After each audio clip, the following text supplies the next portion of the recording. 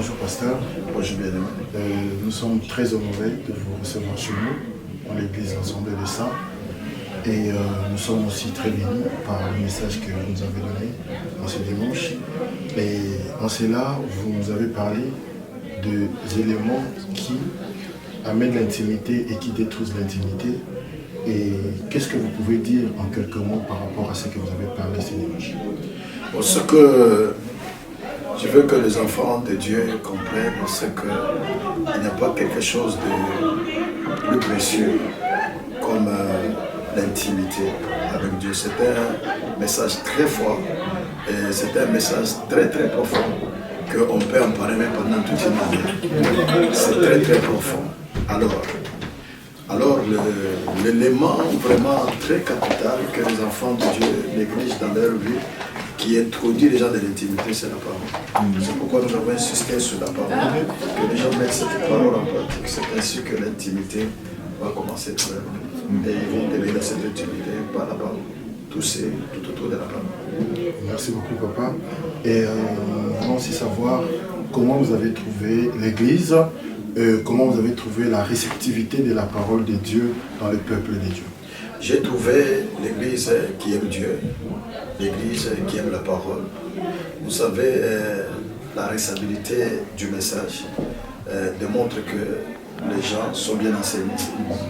Parce qu'il y a dans d'autres églises, vous prêchez des choses de profondeur, ils vous regardent comme si ils rêvaient. Tout simplement parce qu'on leur raconte des histoires. Mais dans l'église où il y a la véritable parole prêchée, vous allez juste jauger par rapport à la réaction des gens. Vraiment, c'est une église qui aime l'adoration, qui aime la louange, qui aime la parole. C'est une église bénie. Amen. Et j'ai pris qu'elle continue comme ça. Amen. Amen. Et nous voulons aussi savoir, avoir une idée. C'est sûr que vous connaissez l'homme de Dieu, l'ange de la maison, l'apôtre Pierrot Lama. Qu'est-ce que vous pouvez dire par rapport à lui? Parce que c'est sûr que vous le connaissez et vous voyez l'œuvre qui est en train d'être faite. Qu'est-ce que vous pouvez dire? Non, j'ai parlé avec une dame il y a quelques semaines. Je lui ai dit, il peut me vérifier, j'ai dit à la sœur Hop, je pense à la sœur Hop qui chante là. Je lui ai dit, parmi les jeunes à Cologne, Pierrot ira très loin. Il a très loin. Il m'a regardé, il m'a posé la question, pourquoi? Je lui ai dit, j'ai trouvé que Pierrot, 1, il est humble. 2, il reconnaît le Père. 3, il aime la parole. 4, il aime la prière. Il aime jeûner, il aime le sacrifice. Et il est entouré aussi des hommes qui ont fait l'expérience avec Dieu. Il les écoute, il ira loin. Il ira très loin. Et puis, ce que j'aime beaucoup, c'est qu'il a aussi des hommes expérimentés avec Dieu, qui ont marché avant avec Dieu, comme le pasteur Godet par exemple, qui sont autour de lui.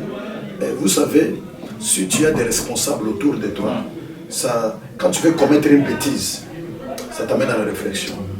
Je vais décevoir mon père, je vais décevoir mes amis, je vais décevoir mes frères. Il y a toujours des choses qui retiennent. C'est pourquoi il faut avoir toujours un père, quelqu'un qui doit crier sur toi. Et lui, il a un père spirituel, il n'a pas seulement un père spirituel, il a aussi un père biologique à côté de lui. C'est un grand avantage. Et ça va l'aider à aller de l'avant. Merci. Et un dernier... Et surtout aussi, il a une seule femme. Amen. Nous saluons Maman Cynthia, là où elle se trouve. Un dernier mot par rapport à la suite de notre retraite. Qu'est-ce que vous pouvez dire?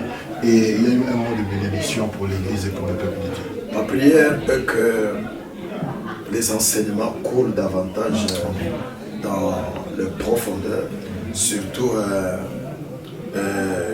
qu'on aide les enfants de Dieu à sortir dans les sensations, qu'on aide les enfants de Dieu à entrer dans des choses sérieuses avec Dieu, dans l'intimité réellement.